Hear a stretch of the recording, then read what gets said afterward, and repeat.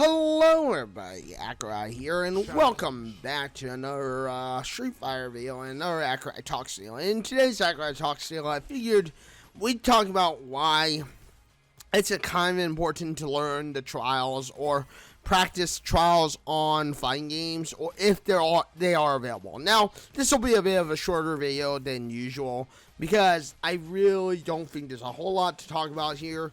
But I do want to talk about it because I do, like I said, feel like, talking about trials and learning trials will help you in some way. Now, don't get me wrong. There's not always going to be trials available to you, and sometimes it may just come down for you to do practice.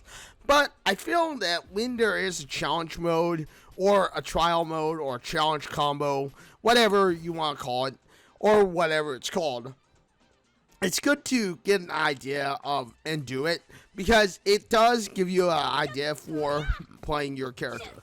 For instance, here, like Laura, this will help you learn how to play, Laura, for instance, and help you get your character down. Now, is it in detail, like you're going to use it in every situation? Probably not. But just because you may not use it in every situation doesn't mean that you may not have an idea. You may not find use for it. You may not find a idea, a meme or something, that can that can help you out. But like I said, I do think that it's a good idea. I do think that learning this can help you in the long run. It can help you with being able to do what you need to do, be able to, get an idea, a good point of, this can work for me. I like how this character plays because, like I said, it may turn out that you, by doing challenge mode or trials mode, you may not like the character that you're picking. Now, obviously there are still characters who are considerably under the impression of they're not going to be used much. For instance, like my main character, Ibuki. Ibuki, for instance, is a character that doesn't get used very much by the Spectrum.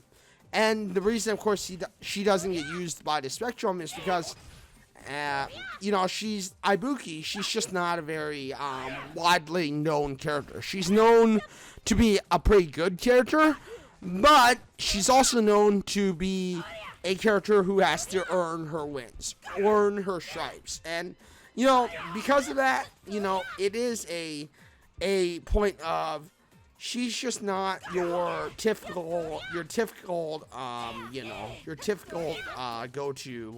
go-to choice. She's not your typical, like, oh, I'm going to use her because she's very, very good. She's very, very powerful. I mean, Ibuki is, is, like I've said, not very powerful at all. She holds a lot to be desired. And, maybe that also goes for characters like Laura, because even characters like Laura here don't exactly rise to the Spectrum. I mean, you'll see it in online. Many players online, they're using characters like Ken, characters like Ryu, characters like the Haslem, characters like Cammy, characters like Abigail, Balrog, Alex. And the reason they're using these characters is because they're known to be powerful. They're known to not have much trouble for winning in the case of winning, Now, does that mean that most of these new players are good? Most of these low-tier players are good? Absolutely not. I mean, let's face it. 9 out of 10 times, a lot of these low-tier players are just low-tier players that are button bashing. But, at the end of the day, that's how they get their wins. That's how they rise the rank.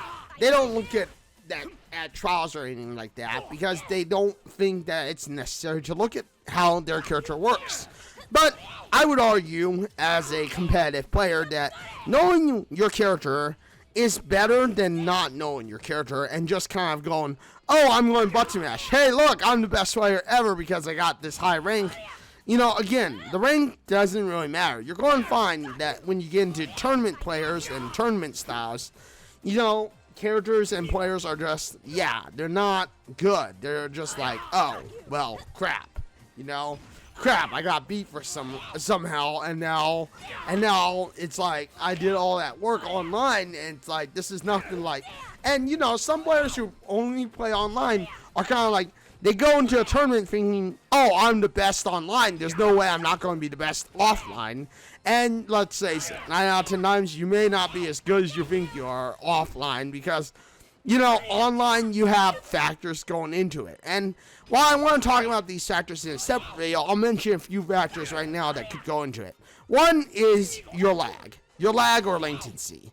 Let's face it, lag and latency are not a, you know, good thing in any game. And let's face it, in tournaments, you want as minimalistic lag as possible. So, which is why most lags are done, or most tournaments are done locally, because, you know, there aren't spikes of lag, there aren't any real internal points that could tip the scales in one way or another. With that also having been said, though, you know, you may also just find that your button mashing just doesn't really work in a realistic situation. Like, you know, realistically, the button mashing just doesn't work. And it's true, button mashing doesn't work at all. Knowing your character is the best way to learn.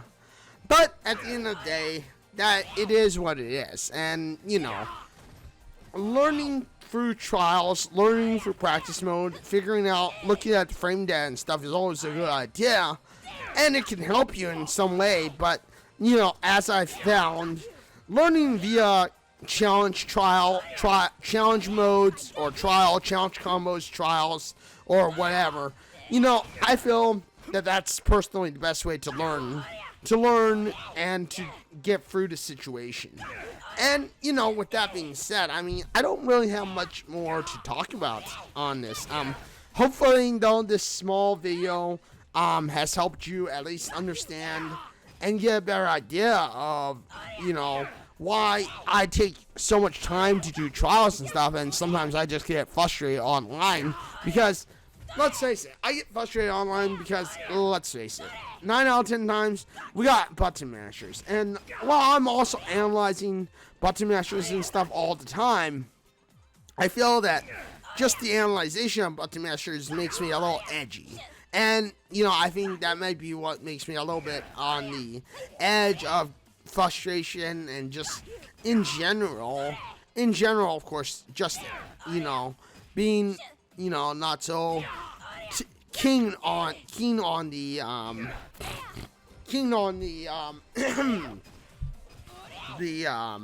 what you call it idea, the low tiers.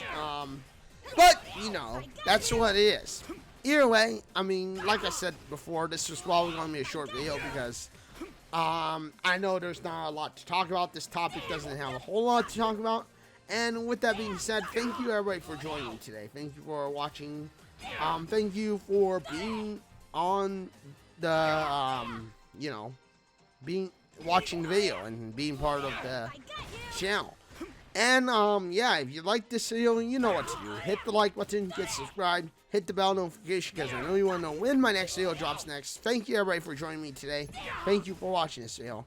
And, yeah, I am live on Twitch at www.twitch.tv/Accureye. I am live on Wednesday, Thursday, and Saturday for sure, for about 4 to 5 hours. But lately, Monday and Tuesday, I've also been live. So, lately on Monday and Tuesday, I've been live for about 2 to 3 hours. Sometimes I'm live on Sunday, sometimes I'm live on Saturday, or on Friday. Friday and Sunday will always be a bonus stream. You never know if I'm on a stream or not. So, just keep an eye out in case I do. But with that being said, thank you everybody for joining me today. Thank you for watching this video. Thank you for being here. And yeah, until the next one, everybody. This is Accureye signing out and saying farewell, everyone.